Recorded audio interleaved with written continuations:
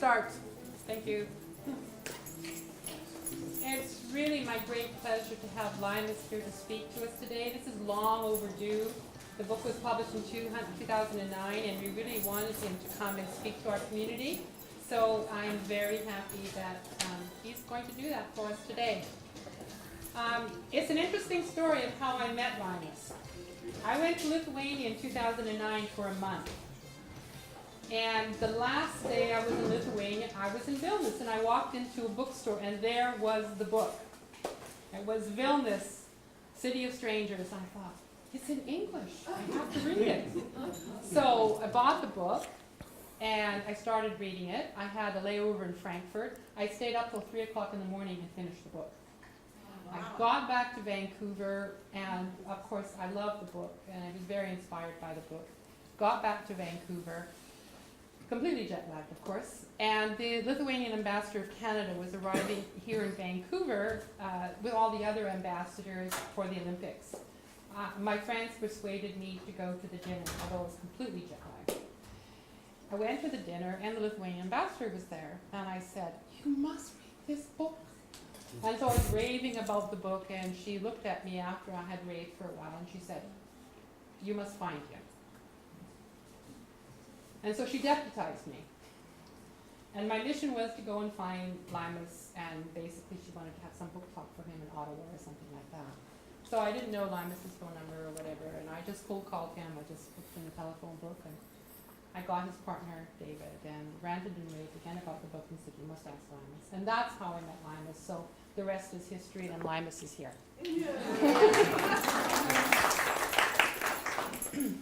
Laimonas has lived in Vancouver for a very long time. He's did his undergraduate work here at UBC. He did his doctorate here. He did postdoctoral work in Toronto. He is affiliated with Vilnius University. He's taught at the Belarus University in Vilnius, and he's also taught at UBC. I was going to say he was an independent scholar, but then he corrected me. But he is a traveling scholar because he is everywhere doing research. In the last couple of years, he's got a grant from the European Union to do research, and he's leaving us at the end of this month to go back to Vilnius. So it's with great pleasure that I introduce Laimonas to you. Well, thank you very much for inviting me and having me here. It's really a wonderful surprise in many ways to see so many familiar faces. I feel like, it's true, it's a really long overdue, and even faces from Toronto. So, since the book was written already, God knows how many centuries, like 3 or 4 years ago, I'll talk about a book, but I just want to expand a little bit the conversation, perhaps discussion about Vilnius and my relationship. And I'm sure somebody in this room also have a very specific relationship to Vilnius and to Lithuania. And I always end up being asked who I am, like what I'm doing. Like, well, I said, well, I have a degree in geography. And it's like, oh, so you just measure mountains or whatever, like travel down the rivers or something like that. You must like maps. Yes, I do. But I would say, well, it's actually kind of like human geography. And that's like, what is that human geography? Like just study of like people's relationship to places, to space. And then I even qualify more. I said, well, I'm cultural geography, which kind of like, muddles even more the concept of geography, what it is. Nonetheless, people kind of like take me, despite what I'm saying that I'm geographer, people assume that I'm actually a history specialist. I'm a historian rather than geographer. But I said, well, for one thing, I would try to combine both of them. And secondly, the division between history and geography happened only in the middle of the 19th century, because before then there was more or less the same. People were writing cosmographies, literally. So it's a description of places where you write about places and write a history of the places. So it's a put together. Those two things are separate. But my turn into the geography world, it's actually related to more or less kind of realities of the Soviet realities living in Lithuania. And I'm bringing back the ghost of my great aunt, and no, Melanie, you're gonna like this, Teofilija Vaičiūnienė. I don't know if the name familiar for those Lithuanian. Teofilija Vaičiūnienė was the first prima donna of Lithuanian theater. She was born in the 19th century, and as a teenager, and a 14-years-old teenager, 15 years old, 40, that's the family story, that she ran away with a Russian officer under the approaching the German, this is First World War, we're talking German army. And she was the oldest in the family. My grandfather was some kind of like in the middle. There were about six children. And Teofilija ended up, this beautiful young woman, ended up in St. Petersburg, then turned into Petrograd, Leningrad. And she became involved in the Lithuanian theater group there in St. Petersburg. And after that, there she met and married this Lithuanian poet, Petras Vaičiūnas, who became very, very important, actually, kind of patriotic national poet. He wrote a lot of poetry about Vilnius, precisely. Mes be Vilnius pasaulyje, klausykis mūsų, kaip mes be Vilniaus nenurisim, something like that. I know, it's a Lithuanian rhyme. But it's sort of like about that, like, we are gonna defend Vilnius and we forever, etc., etc. Listen, the world, Vilnius is gonna be ours one day, because at the time Vilnius was a part of Poland, so that's whole different. Nonetheless, to make the story short, in 1923 she goes back to Lithuania and arrives to Kaunas, which was temporary capital of Lithuania. And she describes this vision because she was expecting to go to Vilnius, to the city, and she knew Vilnius, but she didn't know Kaunas. And she was keep asking her husband, Petras Vaičiūnas, said, where's the city? Where's the city? And he said, we are in the middle of the city. This is the main square. And she started to cry. She said, I can't live in this kind of like provincial little town. There's no, like, it's all like buildings of wood and or whatever. She was exaggerating. Nonetheless, she became an actress, the first lead actress of Lithuanian theater in Kaunas. And then in 1940, they moved to Vilnius. But she survived through the war. Some of the family was deported to Siberia. She tried to the husband was jailed and whatever. She was kicked out from the theater. But in my childhood, she still remained sort of like kind of this matriarchic figure in Vilnius, where you go to her place, the enormous place, and you sort of kind of experience that pre-war Lithuanian thing. And when I got something like 17 in high school, she invited her another friend, another actress, a wife of Kipras Petrauskas, was this maestro of Lithuanian opera, also from that generation. And she started to grill. She did that to every of her relatives of like my generations, and even she did that to my mother. And she asked me, so, whom do you want to be? In the family, we need doctors, we need lawyers, and what else? We have already writers, so we don't need that. And basically, doctors, lawyers, and mechanics, because there's always kind of like, but I said, so whom do you want to be? And I said, well, I was in this theater group or something like that, so maybe I'm like actor, but I didn't feel that I'm good at that. And I said, don't worry. Just one single call from you to the Music Academy, Theater Academy, and you're in the program. Don't worry about it. And I said, well, I really feel that I'm not going to be a good actor. I don't have a strong voice. Don't worry, we'll fix it. So I said, no, I still don't want to be an actor. I said, well, so what do you want to study? And I said, well, maybe history. I said, oh no, never study history, because history always changes. Every new regime comes and rewrites the history. You're never, ever going to make a career from history. Never, because whatever you write is going to be defunct, 10, 20 years later. So this is kind of like, it's all going to turn into. I said, well, then I like geography. And she said, geography is right. Everywhere is so like everything is very clear, whatever. The river is there, the mountain is there, geography. There's no ideological things. Well, little did you know, of course, there's plenty of ideological things.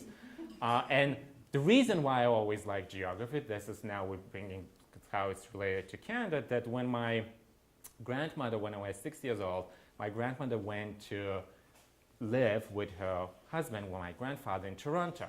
And I distinctly remember where she was showing me how she's going to travel to Toronto. So she was showing to me that first from Vilnius she has to go to Moscow, then from Moscow she has to fly to Brussels, and from Brussels she has to go to Montreal, and from Montreal she has to go to Toronto, flying, whatever. And to me, and really this world map in the living room, I distinctly remember my grandma describing the sort of kind of her voyage to the future, whatever, like how she's going to reach after 30 years of separation, the grandfather. And to me, that's for some reason captures so much of my imagination. That like thought this map, this tells something about my family. That was to me the most kind of this world map really narrates the story of my family, of my grandparents. So anyway, since then it's like I always knew that I like maps, and I always knew that I'm going to end up in Canada. Believe me or not, this is really true.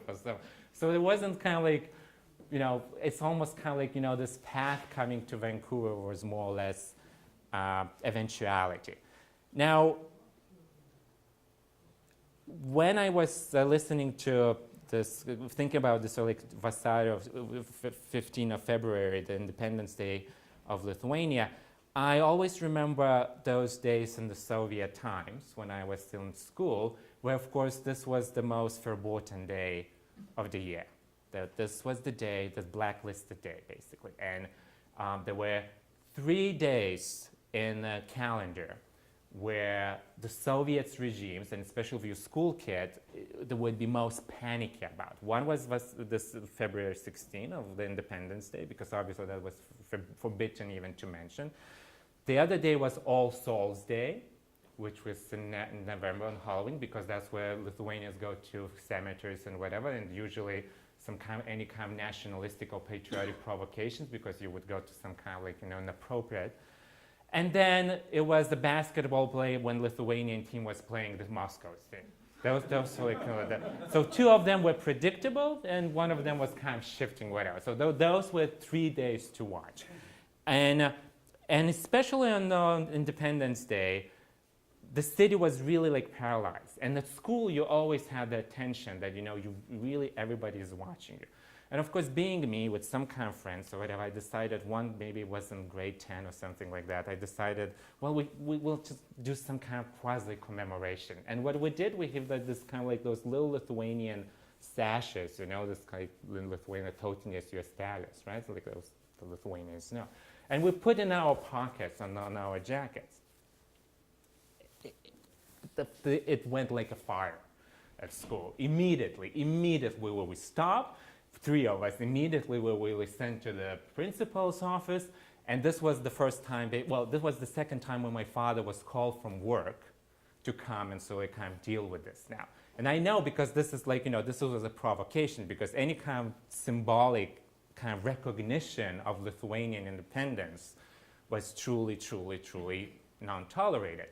And my dad came there and they said, well, the first time when they called me, this was like maybe 6 months ago, said that there was an event that I was late to school, and for some reason we have this crazy, crazy vice principal, this Russian-Lithuanian woman who was so much Communist Party believer that when Brezhnev died, I distinctly remember she was the only one who was crying at school. She was saying, "This is a great man. When I watched Kim Il-sung's day, this was her." Whatever. So, but anyway, so she always kind of tried to terrorize me for whatever reason, like pick on me. And for some reason, she decided to lock the doors of the entire doors of school, like 20 or so doors, and not allowed me to come in. And this is truly a true story, and other kids too, who were late, because that's kind of like punishment, but then we have to knock at her door or something like that. And I was trying to get into the school through the window of girls' toilet, washroom.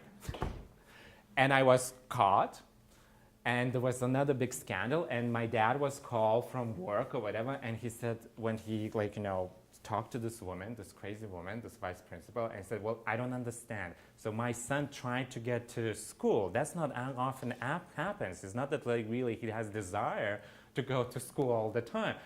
And this is a crime? Yeah, but he said, he was trying to go through. But yeah, but all the doors were closed. So how else he really wanted to get to school? So, and finally she agreed that yes, I'm a good kid. Actually, in fact, rather than being late, I was trying to get to school and so eager to learn all this kind of like, communist, whatever. Well, the Independence Day celebration was a completely different story, of course. My dad was called, and the parents of other kids were called, and we were like grill, and there was make the sort of how to contain this, how not to inform, because they always have to inform the KGB about such events, because I know for sure, because my aunt was the principal of another school, so for her that was the most stressful day of the year, always, because really, what do? You're Lithuanian, you feel patriotic or whatever, you understand that, but this is your obligation to do it because you lose a job if somebody, for example, from children would commemorate in any ways and you do not report that, right? So this is like you in between. So there was all this dealing and what to do. Well, my dad, already our family have our KGB persona for probably that time about 20 plus years. So he said, okay, I'll deal with this. I'll call him, and I said, this is what happened. Can you keep the files kind of like clean and whatever? And he did that. So this is the reality of this. So when you think about it, it's kind of like it's like unbelievable, but this is what it was.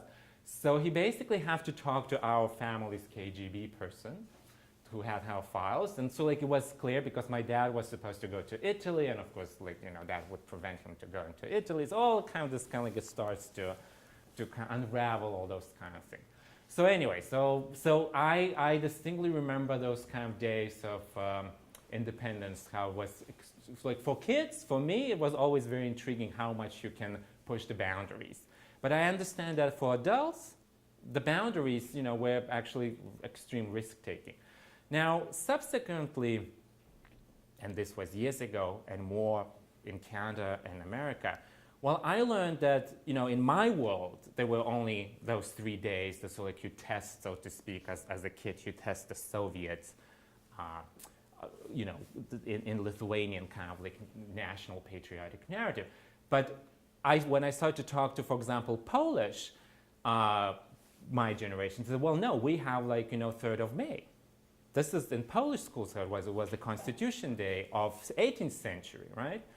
And we were not allowed to celebrate that, and that was the most stressful.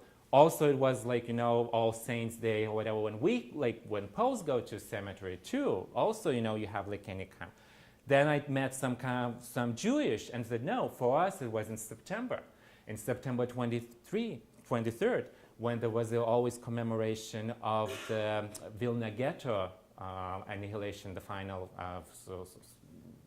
annihilation of Vilna Ghetto in 1943. And that recognition was not allowed even to happen in the Soviet period, right? There was some kind of official worse commemoration, but anything that, for example, any kind of Jewish congregation would go to the mass killing site in Lithuania on September 23rd, that was forbidden. That was really not allowed, right? So what it opened to me, this understanding that even growing in the city, you would think under one blanket policy, ideological blanket policy, all of us coming from different backgrounds felt very different pressures. And which days, so kind of like even in 1980s, the history playing was so individualized, so to speak, so that we have framing this a collective memory. And so that feeling for me of Vilnius as part of this sort of kind of fragments and very different, kaleidoscopic, so to speak, right? There's always like very much intrigue to me. It was in America, and especially in Canada, where I started to look at Vilnius from this, well, I don't want to use this word meaning of multiculturalism, because in a way I think by now it's became so out of date and a little bit old-fashioned, but it's truly from this a great variety of things that people experience there. And from my childhood, another sort of like a kind of what moved me into that direction is always was going to the cemeteries of Vilnius. Like especially also even if when you go on All Souls Day or whatever, when you see that all different graves around your family graves, for example, are different nationalities. When next to you is a Belarusian grave, next to you is some kind of Soviet, next to you is a Roma grave, next to the Polish grave.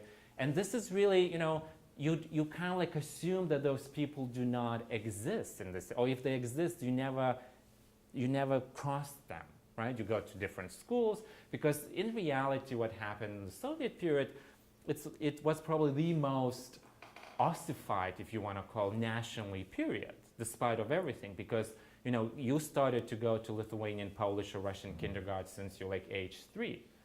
So with your neighbors, you already have to go like completely separate ways. Now the same kids that like lives next door, he starts to go to Russian kindergarten. Right? So there was this very clear, there was never a specific area of the city where, kind of like, this is where Poles live, this is where Russians, this is where Lithuanian, this is Jewish or something like that.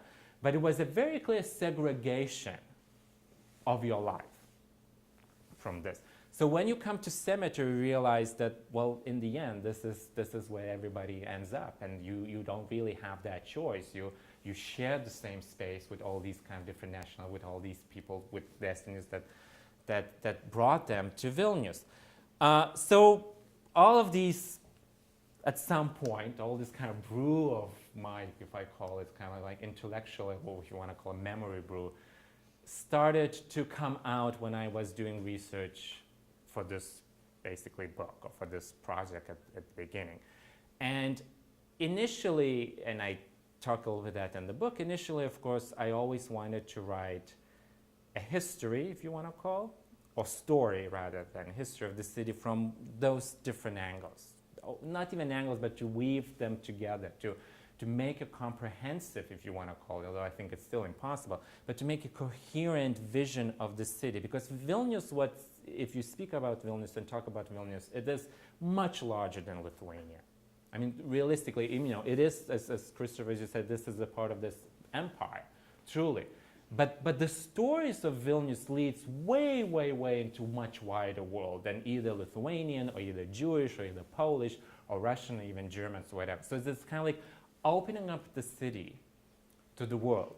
But in order to do that, of course, you have to get into the city to understand that. Why is this so like relatively insignificant place? And by the way, it's still population-wise is smaller than Vancouver, and in 1940 it was about 250,000 people maximum. So there's always been a more or less provincial town. It was never, grand big city. But why is it that this sort of, in a way, it's exploded in such a way that all these kind of relics, all these started kind of like get into a different situation, and all these memories, because I continuously, to this day, I meet people from Vilnius or Vilna or Polish Vilna related who talk about that as somehow both real and completely kind of dreamlike city. That generations later, people still talk about it in the families, right?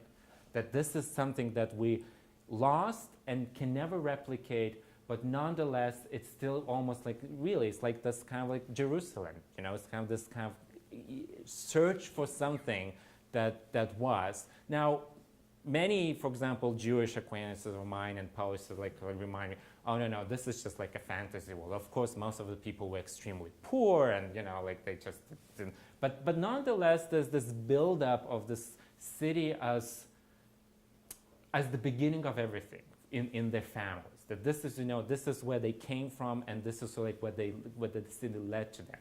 So to me, it was always intriguing. Why is it like that? And I tried to research those aspects, and we can talk a little bit more about big names that came from out of Vilnius, so to speak, poets and writers and painters. But what I found myself is always trapped in the situation as I am, again, is traveling. Because research on Vilnius, it's always about traveling. Because these stories, and not just stories, but artifacts, even archives, right? Because of all the geopolitical reasons, ideological reasons, Vilnius was always been robbed. Robbed from people, robbed from any kind of archive material, etc., etc.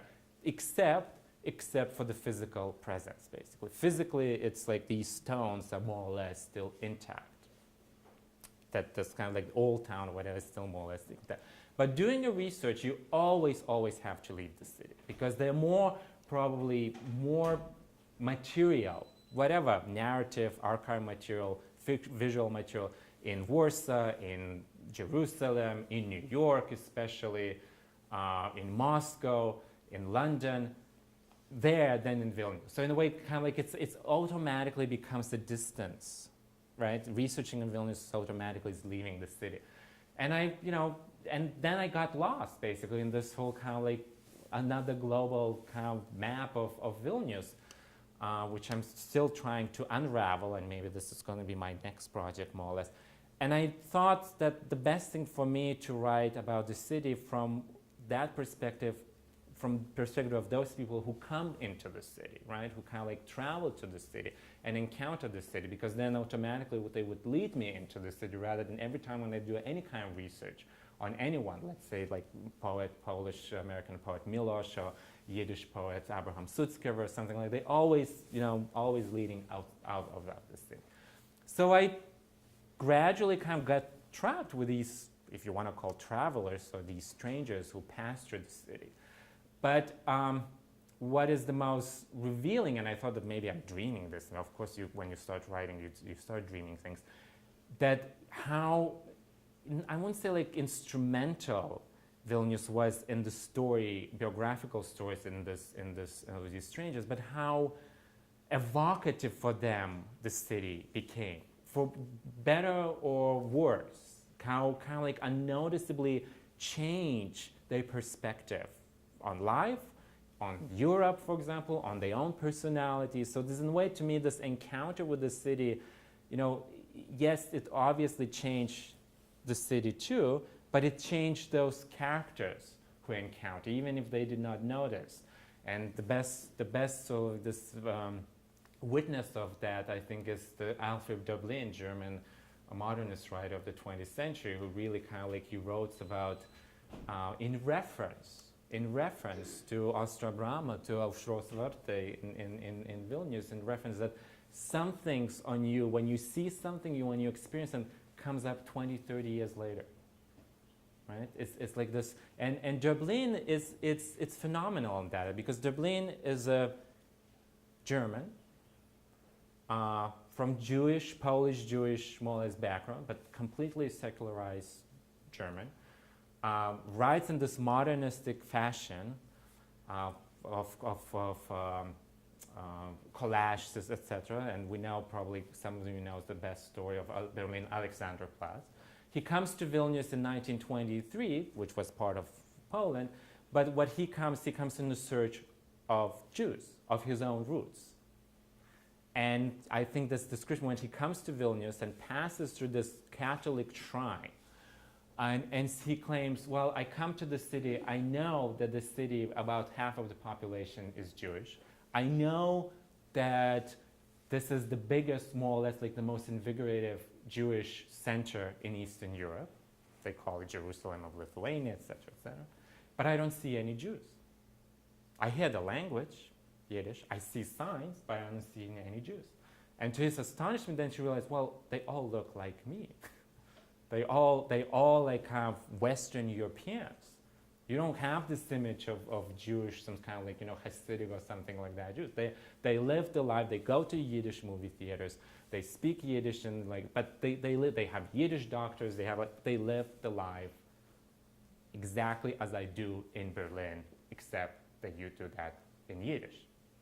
And to them, it's like this a huge transformation. But for Döblin, interestingly enough, it's not the Jewishness of the city that makes him such a transformer. It's Catholicism. Because in 1933, he ends up in France and then ends up in California in exile. And then California in 1940, he gets baptized into Catholic Church. Now, this is basically communist from a Jewish background becomes Catholic. And he truly writes that the kind of this Catholicism grew on him while he was traveling in Poland, 20 years earlier. and especially kind of experiencing Vilnius. But he still contained that this is the biggest Jewish kind of cultural treasure you can have, modern Jewish cultural treasure. So I don't know if that makes any sense, but in a way you can see how twisted and so like unpredictably these patterns of Vilnius encounters can be, and I think they, in most cases, they are. Now, speaking about, and I think some people read the book, so probably you have questions if you remember, so we're talking about. But to me, it's a very telling story about Vilnius, how Vilnius resonates outside the world, and especially in North America. And I have to say that the first instance how Vilnius became known in North America is in 200 years ago. Because from the Canadian perspective, we know what happened 200 years ago, right? It's 1812. It's this British-American war that's more or less for Canadians understand, but of course it was the Napoleonic campaign to Russia. And this is Vilna, and so like at the time. And in 1913, a town in northern upstate New York was named Vilna, which is Vilnius. And I tried to figure out why is it like a town in upstate New York was named Vilna. Well, soon I realized that the next to it is a Lake Bonaparte, so of course, like, you know, so kind of like start to match things. But the reason why it was named Vilna, and it's with the German spelling, with W actually, the reason was that apparently in 1913, the local citizens heard a great news how the French army, Great Army, which was allies with Americans at the time, right, liberated this great city, Vilnius. Now that was already about 6 months after the collapse of the Great Army in Vilnius. So you can see how the news traveled very slowly. So so they called the city Vilna, and it exists to this day. There's a Vilna town hall, and there's a North Vilna or whatever. But what's even more telling, and I think this is relationship to the Vilnius, because Vilnius is such a sort of, I would say, war-charged city, as you know, you said that area, that region itself is, and it was built as the biggest garrison town of America. And to this day, it is actually part of the Fort Drum. That is the biggest military, what's the right word? Not fort, but military installation, right? The fort, basically, right? Base, but it's a giant base, right? In North America. And it was, of course, built to protect, supposed to be, America against British intrusions. Now, if you Google that, you see that most of Vilna, New York, upstate Vilna, is invisible. It's really blocked. You know, you see that there's an airport, military airport in Fort Drum, but if you zoom it, it's kind of all blotched. So in a way, it actually tells you the story that to this day, there's kind of like the mystery of Vilna. It's there, but you can't actually really see it even on Google Maps because it's the biggest military base in American military base, where all of the soldiers who go to Afghanistan go training to.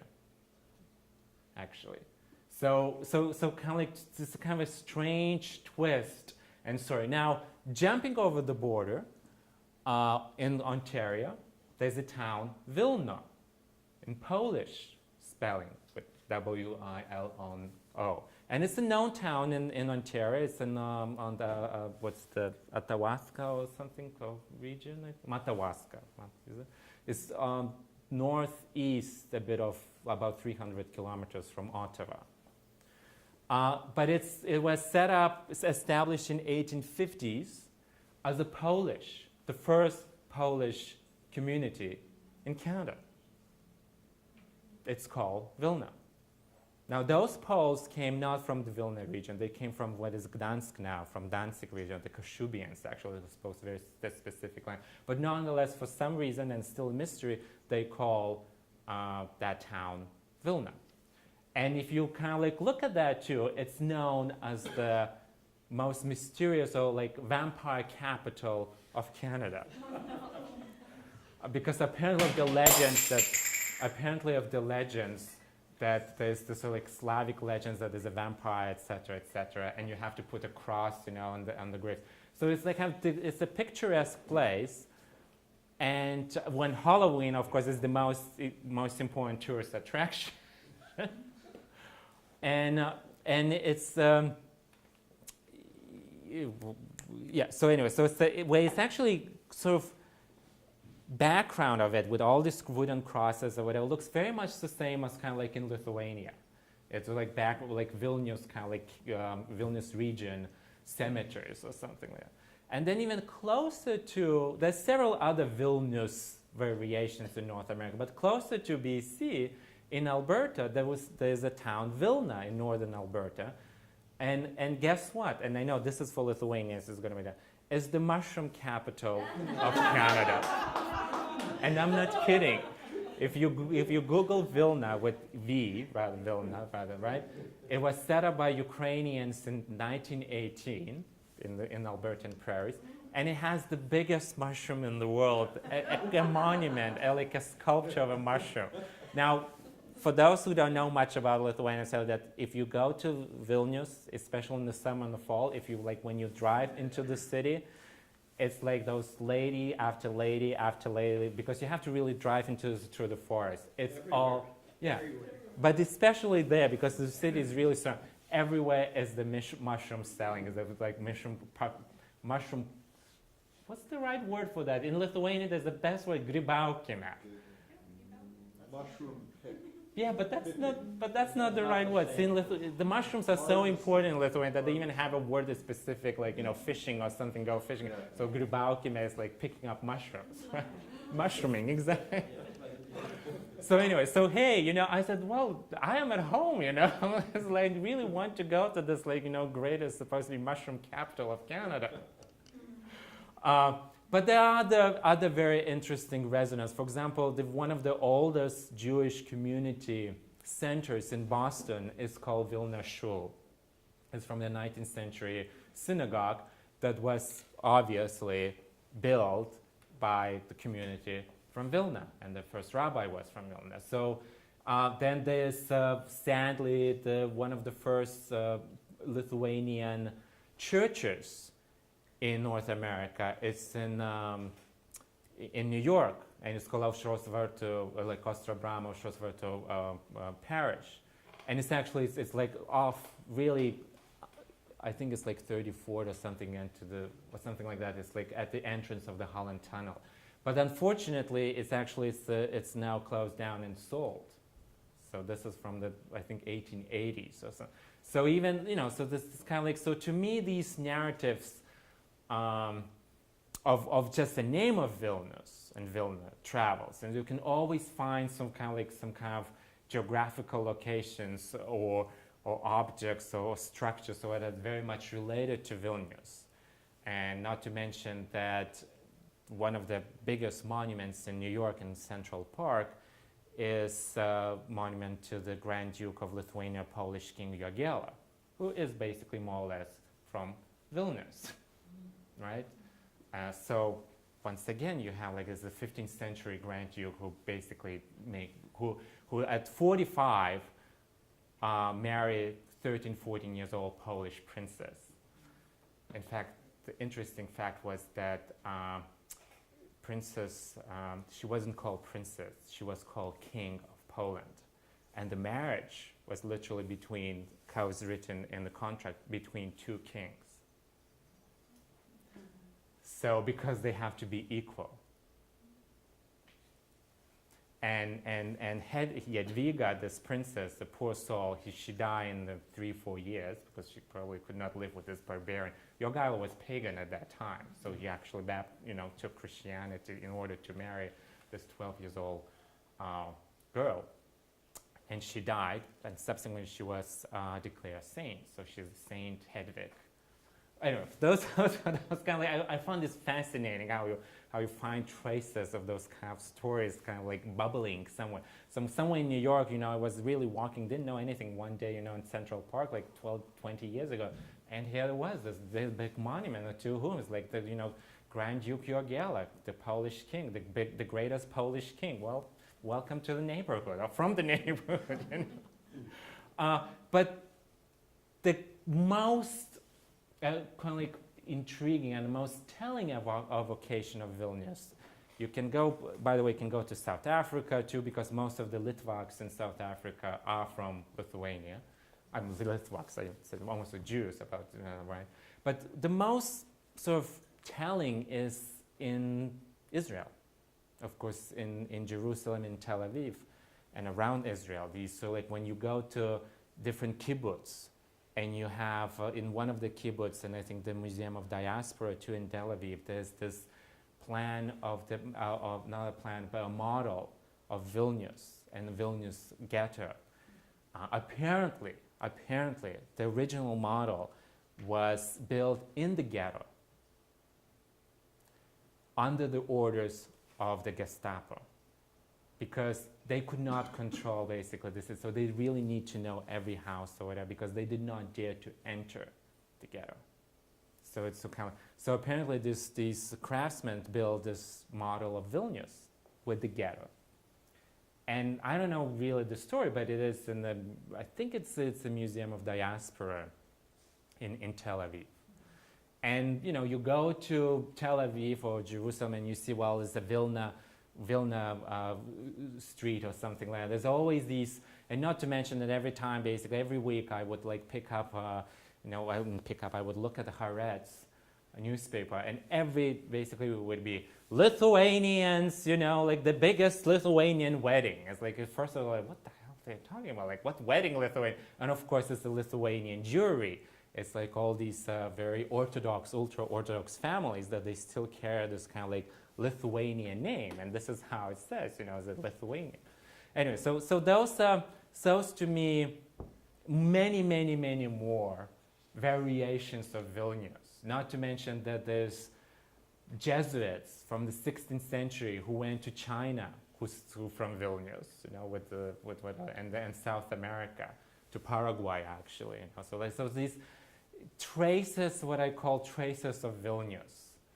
And sometimes they're very minuscule, sometimes they're very strange, sometimes it's just a name and people don't even remember why it was. Sometimes there's incredible identities, for example, as Czesław Miłosz, this Polish poet, where last time I was at Yale, at the archive, Beinecke, this fantastic library where, you go there, and this is his personal archive now, and you discover these massive, well, not that massive, but you have hundreds of photographs of Vilnius, all cataloged and whatever in this from his archive. And it's kind of like you seep through in New Haven at Yale University, and here it is. It's probably one of the richest collections, so to speak, of Vilniada, if you want to call. As the same as Miloš was writing how when he left Lithuania in 1940, and he's more or less from Vilnius, how he completely had nothing. He left without nothing. He went to Warsaw at that time, but then he emigrated to America. And for him was a discovery at university in Berkeley in 1970. He discovered a map of Vilnius, an old German map of Vilnius. From the First World War in Lithuania, where he found his home. And that was the only one evidence, as he writes, and he started to write poems then about Vilnius, which subsequently probably led to a Nobel Prize, right? He writes that this was the only evidence that I was not dreaming. This map, German map from the World War I, was the only evidence that my house existed. I have nothing left. So anyway, so on that tone, this is German, on that note, I will finish. And now, because now the questions about the book or anything, whatever, so thank you very much.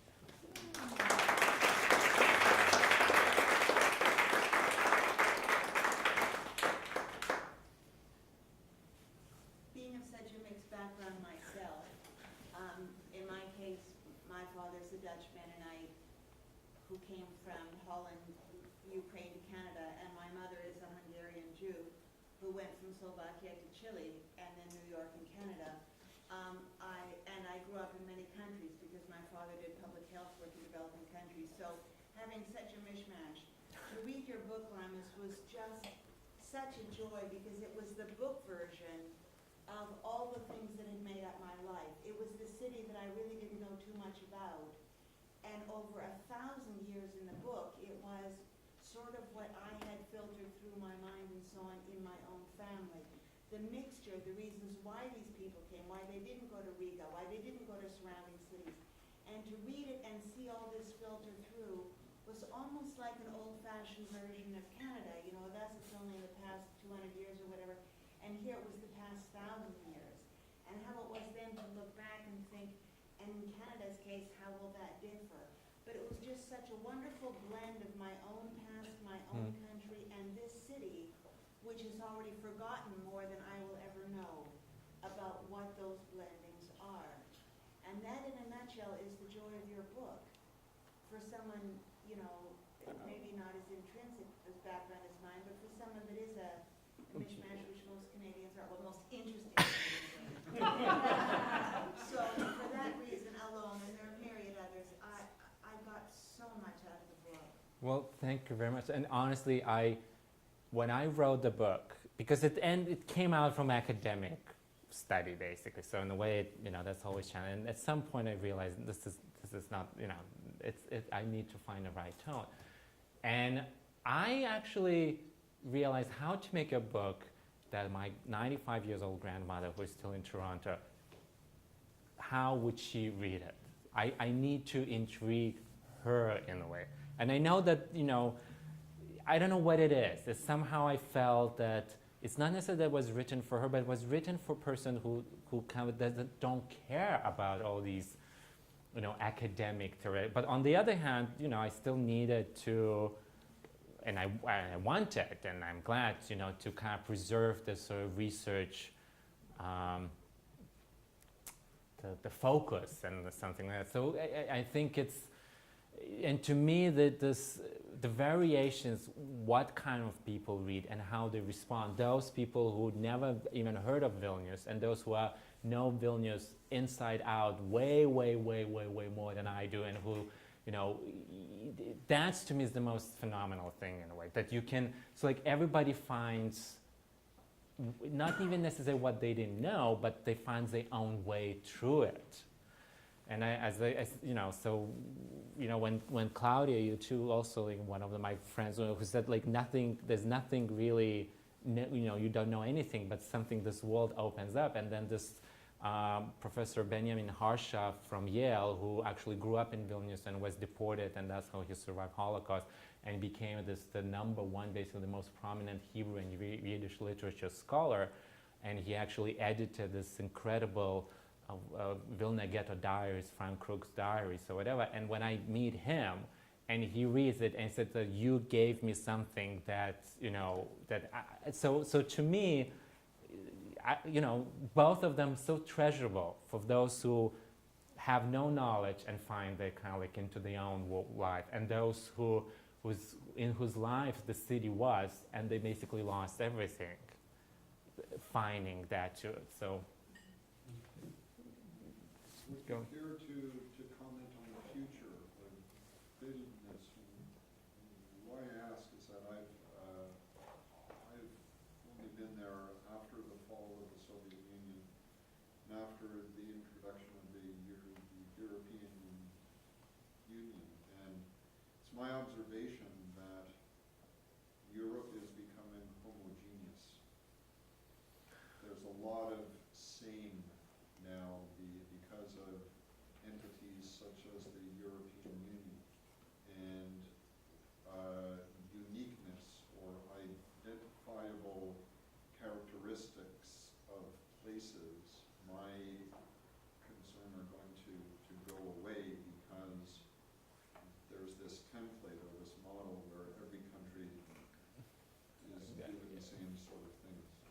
Well, I think you're right, although the sort of notion that everywhere it's the same is very interesting. It's also related to Vilnius. I focused and quite quoted this Danish Jewish anthropologist of the 19th century, and he passed to Vilnius in 1890. And interestingly, that he truly repeated exactly what you said, that everything is the same. If you go in Vienna and Paris and Copenhagen, all the stores are the same, everything is the same. St. Petersburg, it's like no difference, you know, it's kind of like, but for Vilnius, for him, it still was some kind of like a very strange place and unique and whatever, for whatever reasons. So that kind of notion that, you know, there's some kind of homogeneity is going on, I think it's always been when we look and sort of back.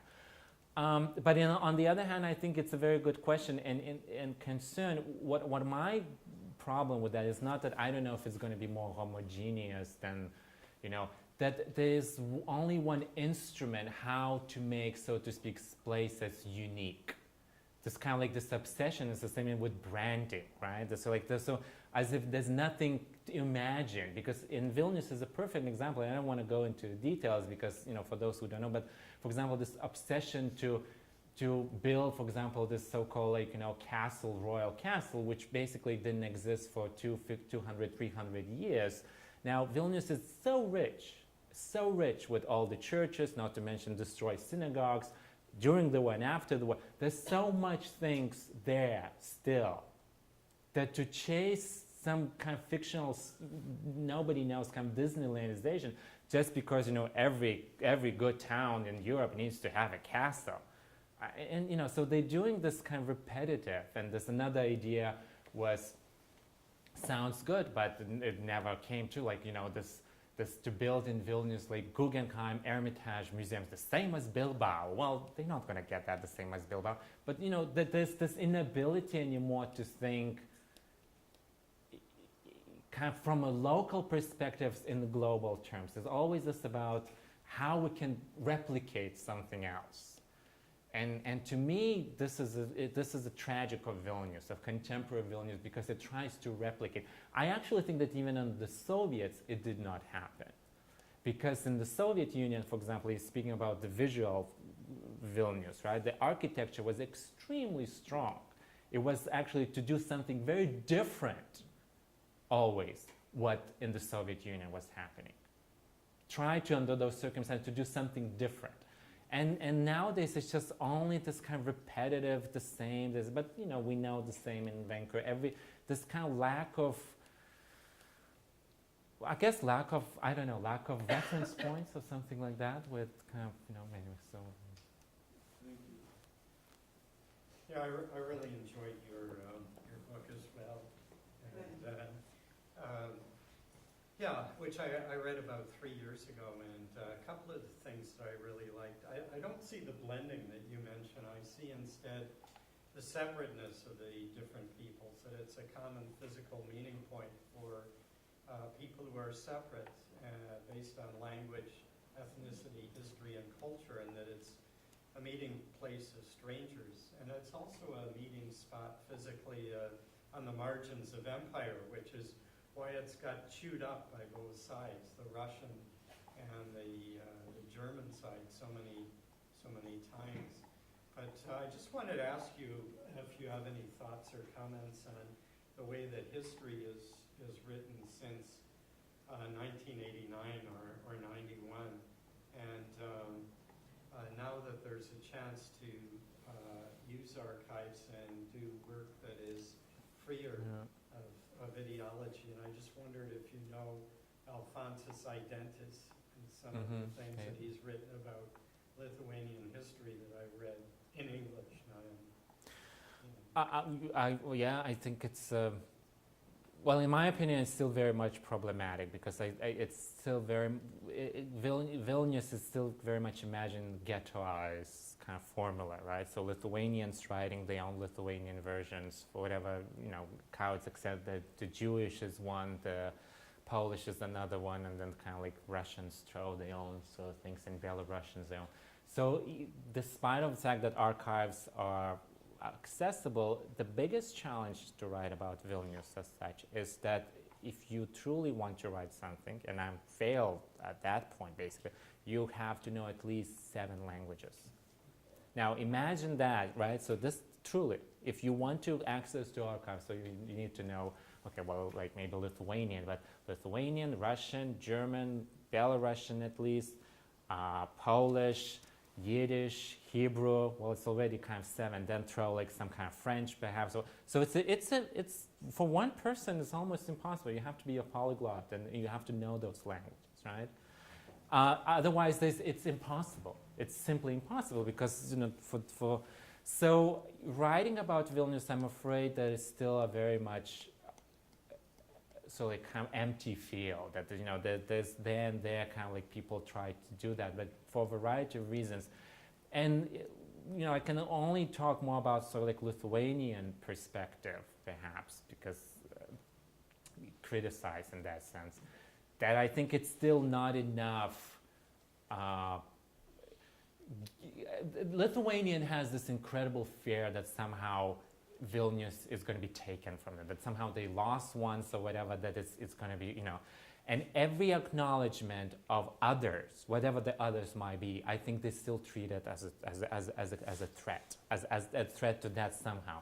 And of course that's ridiculous, because then you create this incredible huge gaps. And let's just give you an example, like still to this day in Lithuanian, you read like books or whatever about, let's say, streets of Vilnius, where even in the ghetto, about old town in like ghetto streets, where the area would, from 1941 to 1944, it's completely doesn't exist, that truly does not exist. Now, this was the area where I would say it's the black hole of Vilnius history, where everything ends and everything begins. But there's still this in this, you write about like, oh, Vilnius was before then, war like this, and and then we have a Soviet period. But this kind of 5 years period is just nothing.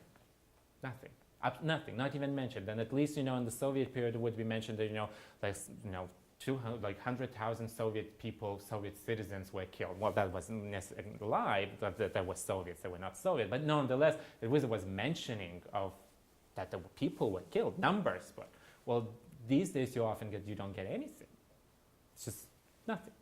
Maybe fear that property will be repatriated. Well, that's absolutely. That's the, and I met like those historians even some like decade or something ago. Like I would say, and this is exactly what when I was very curious in his research specifically about the specific like houses in Old Town Vilnius, and you kind of like he worked for the city hall of Vilnius, etc. Quite, and so like says, well, yeah, it's interesting, like up until 19th century it's always clear, and then it becomes unclear. And so, well, what do you mean?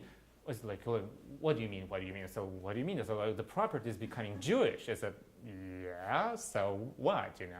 The house owners become Jews, right? And I said, oh, but I'm not. I'm not going to write that in the book. And I said, so you kind of describe the same house properties from 15th century up until beginning of 20th century? And said yes. And I said, so like, what do you think? Why they're going to come and take it away? It's like, so exactly, absolutely. Which I don't know. I know even what to say. It's like this person who invests his entire life to trace every owner of the houses in Old Town, and yet when he sees that it's becoming more and more increasingly Jewish, he kind of doesn't mention the owners disappear. But this is not the first time, obviously, when individuals disappear from history for whatever reasons. But yes. So dealing with Jewish and Polish, I would say, is exactly the same too, formula, because it's still very anyway. And I have to say that's the one thing about the book that I absolutely love, because it gave me this different kind of context of Jewish history in Europe. I kind of felt like going to the Berlin Jewish Museum, because it wasn't about one moment in history, but rather like this.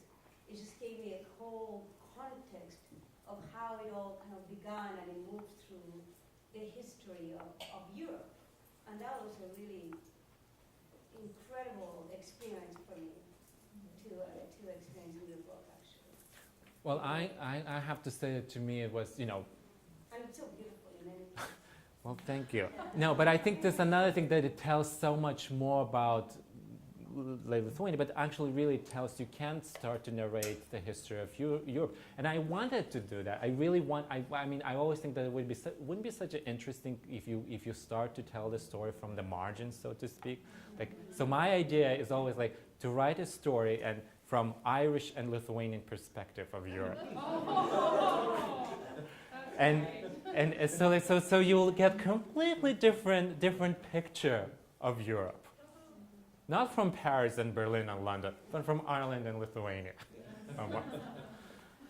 And funny that, of course, in the last 10 years, by now, probably about 2 or 3% of Lithuanian population lives in Ireland. This is one of the largest now minorities in Ireland, right? And then up until this crash, Irish crash, whatever, most of the kind of like a lot of real estate in the city of Vilnius was owned by Irish, whatever, investors or something. Well, not anymore, but anyway, so it's kind of like that's what I gave me idea. We're gonna put people and money together and give me to write something like that. But there may be some Celtic connection between Lithuanians and the Irish. I don't know the Celtic. I mean, the Lithuanians would disagree. They're not Celtic. Is it really?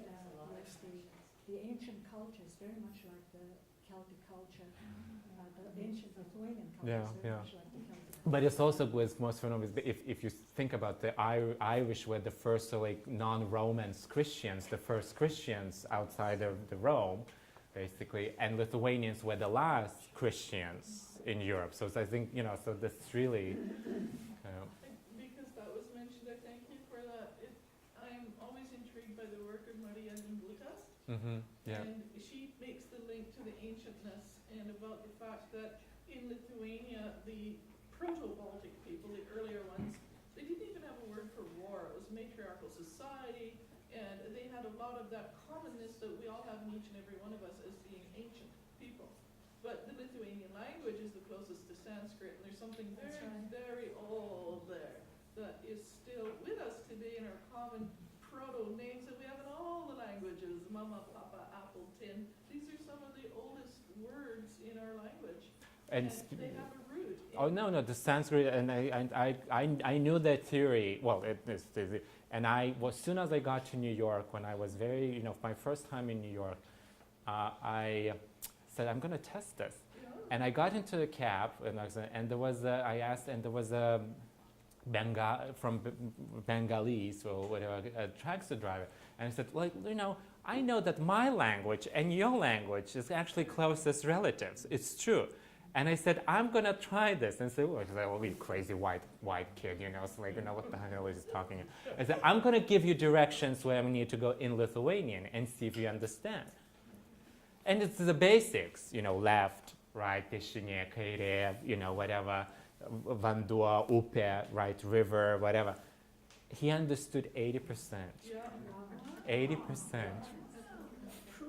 It is proof. So I tested on the taxi driver. Well, I don't. That's a good idea. I think I figured out that directions are the most basics, right? So it's like body parts, sun, moon, like all those kind of. Gods or whatever, And so then I started. Then I talked to how and said, do you recognize this word? Like dievas, yes, dievs, and what it is, like all these like God. So it is. Did you grow up in Vilnius? Yes, I grew up in Vilnius. I just want to say one more thing about that. One of the other things I really loved was that it's not, you didn't censor the sentiment. I mean, the book is also very complicated that way because it expresses people conflicting sentiments for the space and for the community within the culture. And I, at times, I love that